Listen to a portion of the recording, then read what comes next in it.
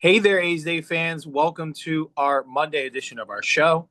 I'm your host, Joe Grado. Want to thank you for kicking off your week with us here at A's Day to hear our thoughts on A's baseball. Today is Monday, July 28th, and we are having a happy podcast. We've got a lot to recap about what went down over their past series as the A's went on down to Houston to cap off their 10-game road trip and won not once, not twice, not three times, but all four times in a four-game sweep to cap off the road trip in an exciting fashion. We'll be sure to catch you up to speed.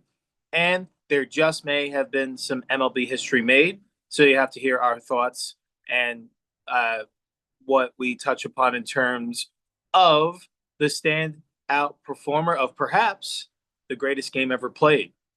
Later in the show, we will be sure to recap what to expect with their next series as they finally return home to West Sacramento and welcome in another AL West opponent taking on the Seattle Mariners in a three-game set. First pitch is scheduled for tonight, 7:05. We'll be sure to give you a little preview on what to expect from the Mariners, game times, some starting pitching matchups. We'll make our home run prediction, series prediction before getting on out of here and enjoying some green and gold baseball with you, the A's Day faithful. Nick Kurtz is absolutely out of this world. Back home to West Sacramento. A lot of A's baseball to talk about. Let's get to it after the opening music. Holy Toledo, let's go A's. Hey, thank you again today, A's Day fans, for joining us on this Monday to kick off your week of A's baseball. Before we get to the first topic of our show, which will be recapping what went down against the Houston Astros, just want to give you a reminder of where you can find us besides these podcast episodes, which you can listen to and continue to listen to wherever you listen to your podcasts. Be sure to check out these video episode editions as well as our other video baseball content as well on our YouTube channel at A's Day Baseball. Be sure to check out our social media channels while you're surfing. It's on Instagram at A's Day Baseball Podcast, on X, formerly known as Twitter, at A's Day Baseball. And to become an official subscriber, be sure to check us out on our Patreon site, patreon.com/A's Day for just $2 a month. You'll be entered to win monthly A's Day t-shirt giveaways, A's autograph memorabilia, future A's game tickets, and so much more as we're able to grow this platform collaboratively. And all right, without further ado, let's continue this happy podcast by recapping what went down in Texas at the back half of the road trip, as game one would be a Sevy Thursday edition going up against former A, briefly, Jason Alexander. A's coming in looking to snap a four-game skid against the first-place Astros. Carlos Cortez, making his MLB debut for the Green and Gold, would bring home the game's first run in his first career at-bat in the second via a sacrifice fly. It's 1-0 A's early. Welcome to the show, Cortez. A's would add on two more in the fourth via a Max Schumann RBI groundout and a Nick Kurtz RBI double. It's now 3-0 A's. In the fifth, the Green and Gold continue to capitalize on situational baseball as Shea Langoliers would bring home another via a sac fly. As the lead is grown, it's now 4-0. To the sixth we go. Luis Urias hits Alexander with a little Louis liftoff for a solo home run, his eighth on the year. It's now 5-0 Athletics. Sevy still in there for the A's, finally surrenders two Astros runs in the seventh, closing the deficit to 5-2. But all in all, a very strong road performance from Luis. Sevy would go 7 innings in this one, 4 hits, 2 runs, no walks, 8 Ks. Kelly would come out of the A's bullpen to pitch a clean eighth, and then it would be Miller time on in the ninth to close this one out, protecting a 3-run lead. It would go Sevy to Kelly to Miller, who gets singled in and fly out to center for the final out of the game. Ball game over. A's win game one, 5-2. So Sevy was absolutely phenomenal in this one. He set the tone as the ace he was brought in here to be. 7 strong, didn't walk a batter, 8 Ks, really battled all night, set the tone, and gave the team every opportunity to win this ball game, and allowed the offense that didn't necessarily put up fireworks or huge numbers in this one, but kept adding on throughout this game. And I think that's what's important. And I think these are the different elements that you're starting to see from this A's team in terms of a young team learning how to win. It's not scoring everything early and then hoping that your pitching holds on for dear life with that lead. It's not all or nothing. It's having consistency, consistent flow throughout the game. You saw they scored a run early, then they added on another, then they added on another, and it was two of their first four runs were all situational. It was via the sac fly, which you don't see too often in the modern game. It just seems like it's wall ball or nothing. But it was good to see the A's. It seems like they really are starting to get back to connecting those at bats, passing the baton to the next guy to just keep these innings extending out and making these pitchers work. Even if they're not having a successful outcome, they're having 5, 6, 7 pitch at bats, making these pitchers work, having to get to that bullpen early. And I think you're seeing it have a positive effect early in the series. And this is going to be a recurring theme throughout this recap in terms of the remaining 3 games of the series. It's pretty evident that there's been more of a focus on discipline and hunting your pitch, and it's really paying dividends for this young A's team thus far. Congrats to Carlos Cortez. He collected his first major league hit in his first major league game. He did it in the first inning off of Jason Alexander, a base hit, a single. So he is on the board. He has his first career major league single, his first major league RBI via the sac fly in the second inning. It's always good to get those first out of the way sooner rather than later. So just wanted to give him a little bit of kudos. I'm sure he's still floating on cloud 9, and those are memories that he will hold on to him for the rest of his career and for the rest of his life. So congrats to him. Hopefully that's the first of many hits and many RBIs to come for the green and gold. Good way for this group to regroup after their trip in Arlington, and they would look to keep the good times rolling in Dakin, as Game 2 would feature Jeffrey Springs going up against Ryan Gusto. Folks, let's pump the brakes here. We're going to do this one a little bit different, and you're going to understand why. This deserves a different focus of attention. This was the Nick Kurtz game. This might have been the best single game performance. Well, I can tell you, it's the best single game performance I've ever seen for sure. And that's kind of what I'm hearing all throughout the baseball world from fans, players, coaches, peers, everyone far and few in between. It seems to be pretty consistent that Nick Kurtz may have had the greatest, but let that sink in. He may have had the greatest single game performance ever in the history of the game. That's crazy. I just needed to pause there right now to let that process. 6 for 6, 4 home runs, 8 RBIs, 6 runs scored, a double, 19 total bases. Just setting the standard there, or just letting your head wrap around that. Because even Mark DeRosa was talking on MLB Network when he woke up the next morning, the morning after that game, and he turned on and saw that stat line. He thought it was a typo. Not a typo. Just letting you wrap your head around that as we work through our recap here. So great news, A's fans. Jeffrey Springs in this game, too. He pitched 6 solid innings, only gave up the 2 runs. Shea Langoliers homered. Tyler Soderstrom homered. Brent Rooker homered. And Nick Kurtz homered, like I mentioned, not once, not twice, not 3 times. But how about 4 times, 4 trips around the bases for the rookie first baseman? A's won this one in the laugher, 15-3. He has been coined the Big Amish. Why the Big Amish? Well, of course, because he's the pride of Lancaster, Pennsylvania, where the Amish culture is very strong there and well-renowned. Hence, the Big Amish, because he is a big fella, all 6'5" of them. He became the first rookie in MLB history to ever homer 4 times in a game. He's the 20th player to ever accomplish this feat of hitting 4 home runs in one game. I just want to make sure you're hearing me right. Nick Kurtz, rookie first baseman. He got drafted last year. It's his first. It has a 4 home run game. 66 games in his career. It's the quickest to that feat, by the way, too, as well, while we're just rattling off records and history. I told you at the top of the show that there was going to be there was some history made in this game, in this series, and this is the history right here. Only the second player in Major League history to go 6 for 6, to have 6 hits and hit 4 home runs in the same game. and have 19 total bases. The other one was Sean Green, who had the exact same stat line, 6 hits, 4 home runs, 19 total bases. He did it back in 2002 against the Milwaukee Brewers. Only 2 times it's ever been done, and Nick Kurtz was the other.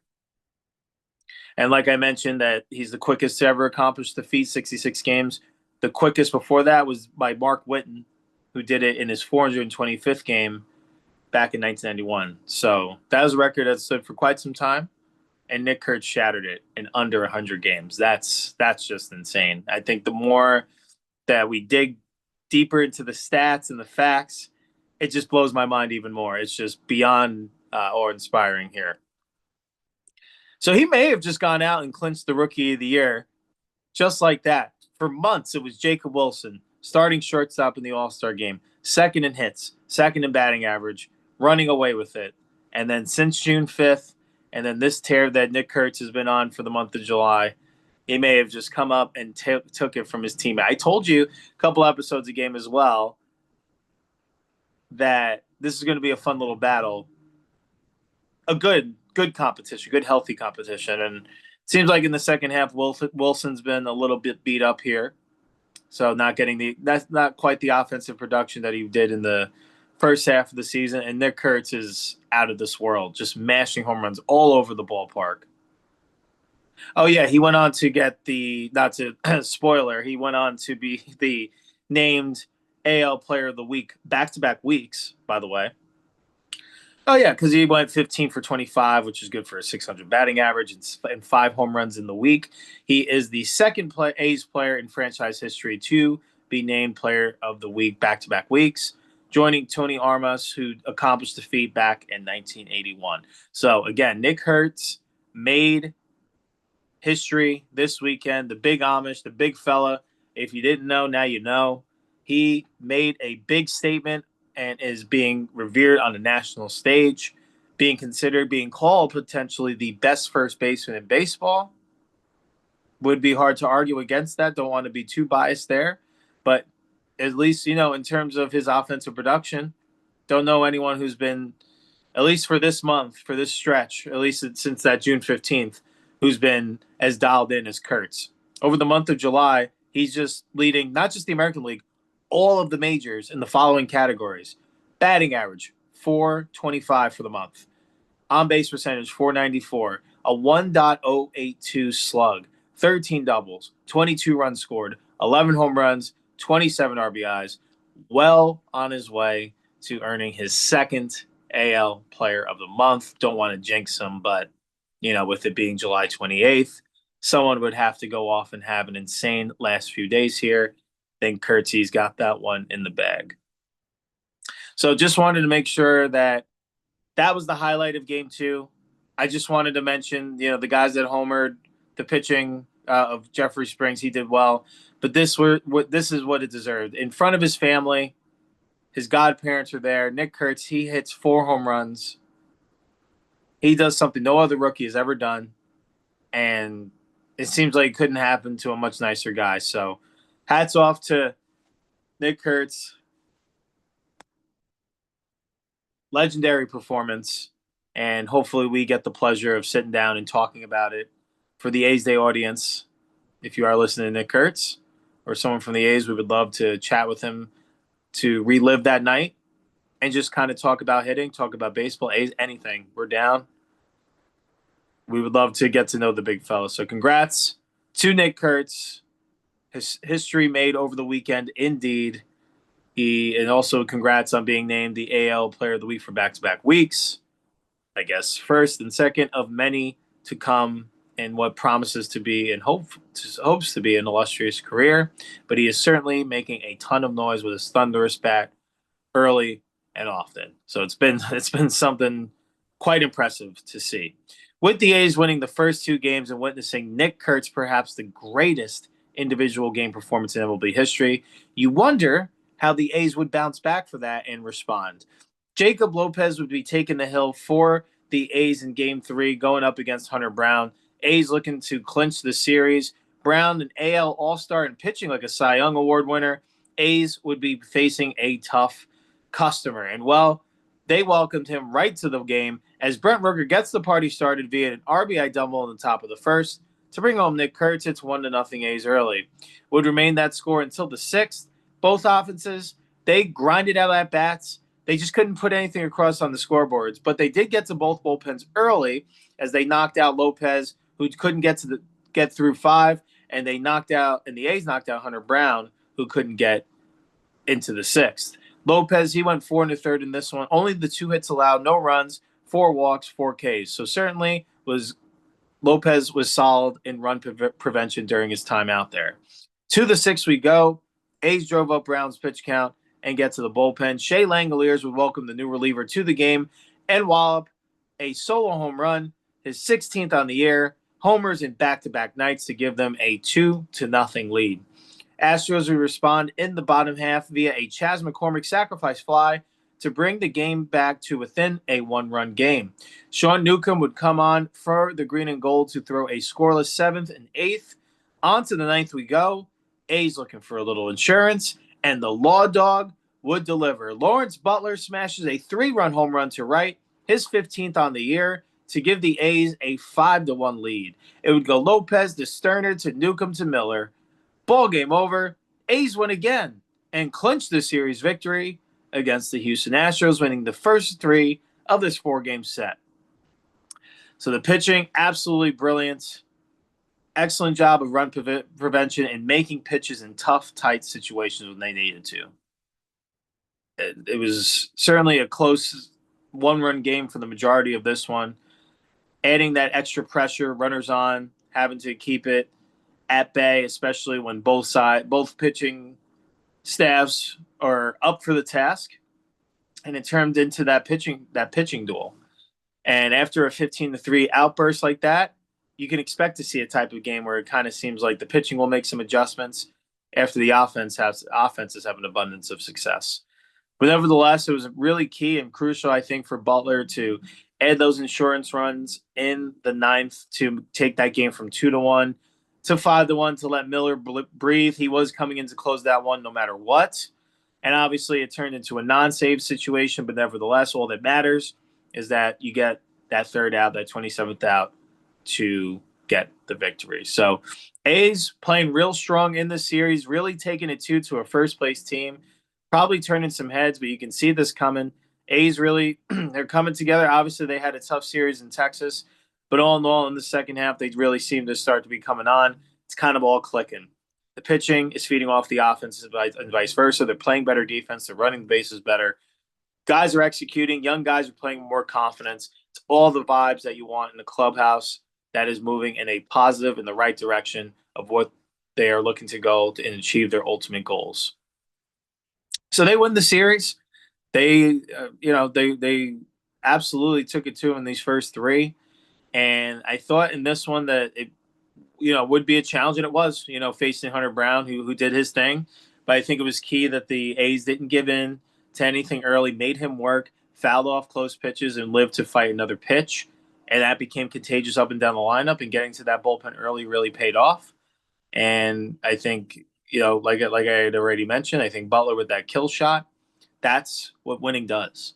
When you let these teams hang around and you don't take that one final blow to knock them out of it, that's when those teams come back at it, and that's how you figure out, we had a lead in such and such number of games, and we blew it. What happened? It's those teams when you play so well for 24, 25 outs, it's getting those last 1, 2, 3 outs that trips up the best of us sometimes. And I think the A's are just learning how to win and playing well as a unit. We'd look to see if they'd be able to continue this momentum. And I don't know, the first place mighty Astros, or the A's going to go for that 4-game sweep? In the rubber match of this 4-game set would feature JT Ginn going up against Colton Gordon. A's would set the tone early in this one via a power surge. Miguel Andujar, in the leadoff spot for the first time in his career, hits a leadoff home run to kick off the game, and 3 batters later, for the 3rd game in a row, Shea Langoliers leaves the yard via a solo home run to give the green and gold an early 2-0 lead. A's would add on 2 more in the 4th via a Gio Urshela sacrifice fly and Colby Thomas RBI double, his first career RBI in the big leagues, to increase their lead to 4-0. That would be your score until the final frame in the 9th. in this one. JT Ginn was absolutely brilliant, pitching 6 shutout innings. To the ninth we go. Still 4-0 A's. Would get 3 more to completely put this one away. Again, talking about getting that kill shot via a 2-run single from Max Schumann and an RBI single by Luis Urias to make it 7-0. Astros would get on the board in the bottom of the ninth to avoid the shutout, but that's all they can avoid in this series as the A's, your green and gold, complete the 4-game sweep of the Houston Astros by winning this one 7-1. What a way to finish the road trip. Let's go A's. So JT Ginn, what a performance. 6 shutout innings, really fed off the offense, getting those 4 early runs and letting him settle in, letting all his pitches mix well. Him and Langoliers were on the same – him and I think it was Wins, actually, my apologies, were in sync all day, working in, working out, keeping hitters off balance, and I thought there was just really good chemistry there. So excellent job for Ginn, feeding off the offense setting the foundation. Again, those 2 parts working in unison is really why you're starting to see more numbers in that W column as compared to the L. I thought Shea Langoliers, wow. I mean, talk about being overshadowed in this series just because of what Nick Kurtz did in Game 2. But Langoliers homered in 3 of these games. He's on a 3-game homer streak right now. And I believe he has 6 home runs since coming out of the All-Star break. So he's really seeing it well. Must be feeling really refreshed after that brief rest. And getting right back to it and being a major contributor in the middle of this order. So just wanted to make sure he got his proper due. He homers again in this one. And it's just this team looked absolutely unstoppable all weekend. And it really makes you wonder the what ifs. It's like, what if they didn't lose 20-plus games in May? Where would they be now? But can't look at the past, and you can only look forward and see how many games they can win, how many series they can collect. I know there's a significant amount of games back in the wild card race, but crazier things have happened. Just as those losses were stacking up, those 3-4 weeks for the A's, wins can stack up just like that too as well. So they would have to have a month like that and vice versa to catapult themselves back into it. So let's see what this team is made of, and let's see if they can ride this positive momentum of this 4-game sweep into their next series when they are back home in West Sacramento. Before we get into all of that, we want to make sure we name our 3 stars from this series. We'll do a quick commercial ad and then get to the Seattle Mariners previews. So we are going to give our 3 stars since they did win the series. We want to make sure that these guys get their due and want to just shout out their performances. We did highlight all of these guys in terms of what they did in their respective games, but nevertheless, we want to make sure that it is a reminder. So first, 3rd star in this series, we are going to name Luis Severino, who pitched like an ace, definitely in the midst of a tough season, especially his starts at home. He's been a strong road performer, and he shows that again here. 7 innings, 8 strikeouts, only the 2 runs allowed and no walks. He was absolutely dominant, one of his best starts in the year, in my opinion, in shutting down a first-place Astros team. So want to give him the 3rd star. I think he set an early tone in this 4-game set, and I think the team fed off of it amongst all of the offensive abundance too as well. Speaking of offense, we're going to go behind the dish for our 2nd star as Shea Langoliers homered in 3 out of these 4 games. He's on a 3-game homer streak, and he's been on an absolute tear, and I think he was a major contributor as well as being behind the dish in 3 out of these 4 games. The pitching staff only allowing 7 runs over 4 games, I think, is a solid paid tribute to Shea Langoliers and Austin Wins for their time behind the dish.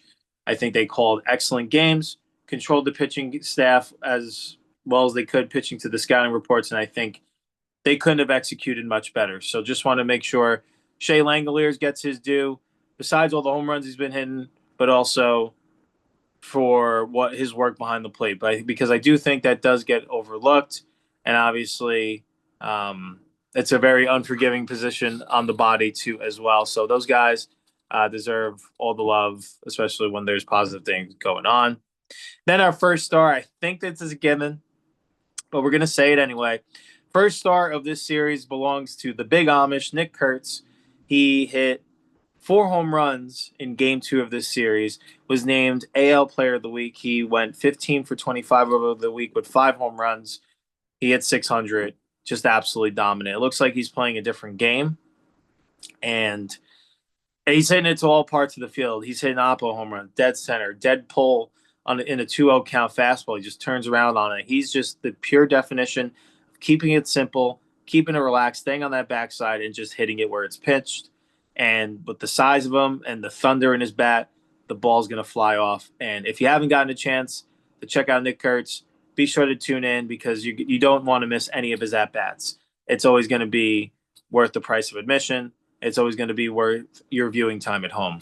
So just want to make sure that we cover our 3 stars again as Luis Severino gets our 3rd star, 2nd star, Shea Langoliers, and our 1st star is Nick Kurtz. So congrats to those 3. Congrats to the A's on a very successful end to this road trip, sweeping the Houston Astros in their ballpark in a 4-game set. We recapped it, and now it's back on home to West Sacramento to welcome in the Seattle Mariners, and we'll be sure to give you a little preview. But before we do, we want to thank one of our supporters, Holiday Inn.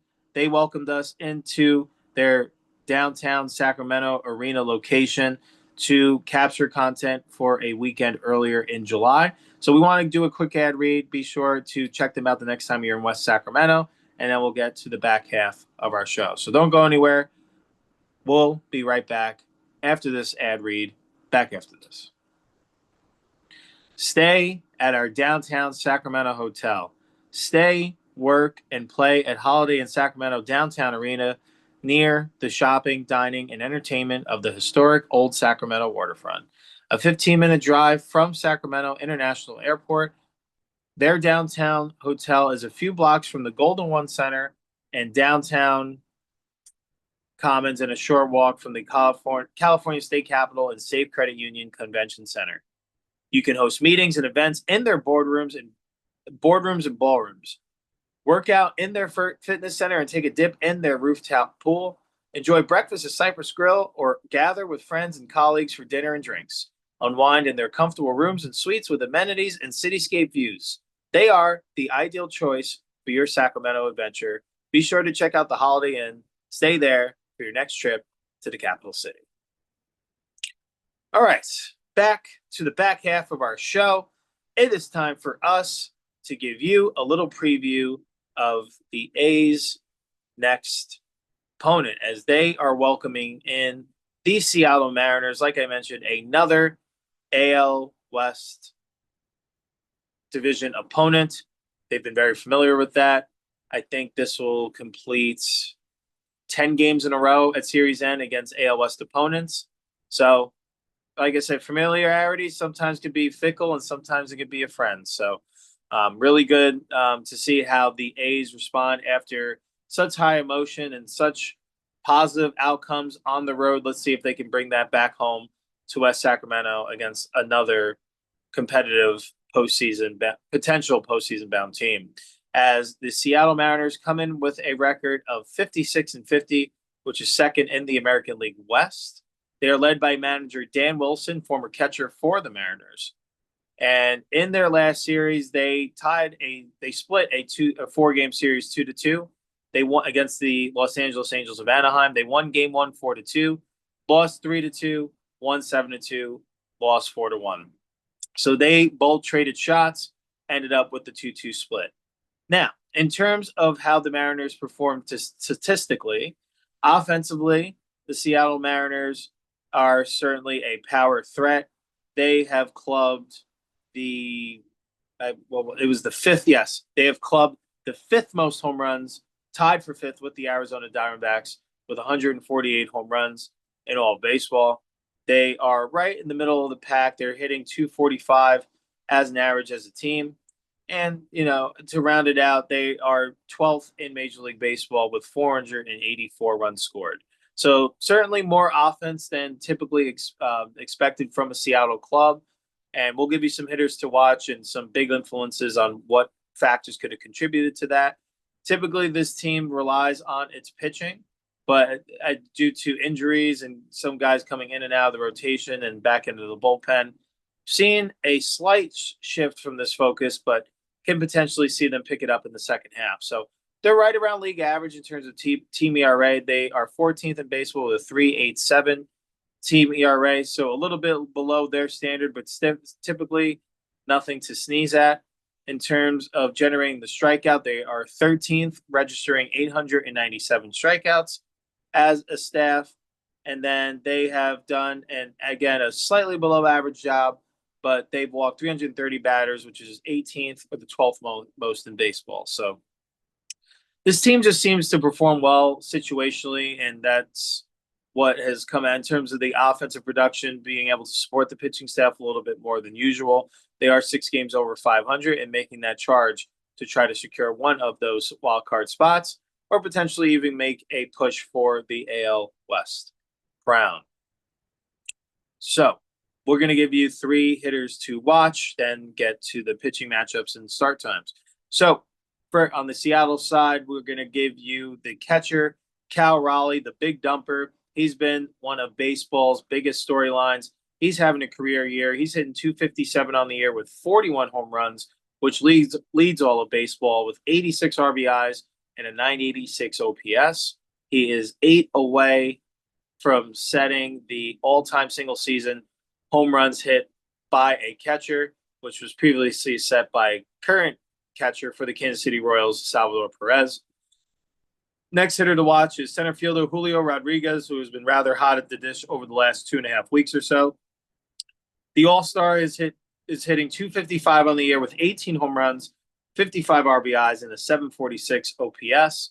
And Randy Arozarena is our third hitter to keep an eye on. He's hitting 247 on the year with 20 home runs, 52 RBIs, and an 819 OPS. Quickly, we will give you the starting pitching matchups and game times. Very easy to remember for the first half of this week, as all games will be starting at 7:05 p.m. Pacific time. Tonight's game, first pitch 7:05, will be Luis Castillo going up against J.P. Sears. Game 2, tomorrow, Tuesday night, also 7:05, will be Logan Evans going up against Luis Severino. And then the rubber match of this one will be Game 3, 7:05, Brian Wu going up against Jeffrey Springs. So, due to the nature of first pitch being right around the corner at the time of this recording, we are going to skip ahead to our predictions and give you a quick update about where we will be this weekend and then get on out of here and preview Friday's show. So we are going to predict, we're going to stick with the hot hand, a homer off of one of these right-handed pitchers. We believe that Nick Kurtz is going to hit at least home run number 24 on the year. That's right. He's got 23 home runs in 67 games. That's insane. I think he keeps the hot hitting going. He'll get at least one in this series. And series prediction, we do believe that the A's are going to take 2 out of 3 in this one. We think they'll win a close one tonight, 5-4, winning tomorrow 7-3 before losing the rubber match to Brian Wu, who's having an amazing season and an all-star himself. We do think they will lose that one 5-1. Before we get on out of here, we just want to let you know, any A's Day fans, A's fans out there, that we will be boots on the ground this Friday at Sutter Health Park, as the A's will be hosting the Arizona Diamondbacks, kicking off a 3-game set. Over the weekend, we're just going to be checking in some baseball action. Not sure if we are going to get that same batting practice access as we did last time to capture that content. You'll have to stay tuned for that. But nevertheless, we'll be up there as early as we can, capture as much content as we can, and see who we can run into. So if you're in there, say hello. We'll be sure to be happy to talk some A's baseball. Enjoy, hopefully, an A's win, and see how they kick off the weekend. So just wanted to give a heads up, little update there, that yours truly will be in attendance at Friday night's game. Looking forward to talking A's baseball with anyone who may be interested in chatting. And with that, that wraps another edition of A's Day. Our Monday edition is over and done with. We recapped what went down over this past weekend as the A's swept the Houston Astros in a 4-game series, and Nick Kurtz had perhaps the greatest game in MLB history, going 6 for 6 with 4 home runs, 8 RBIs, 6 runs scored in their Friday night 15-3 victory, 19 total bases.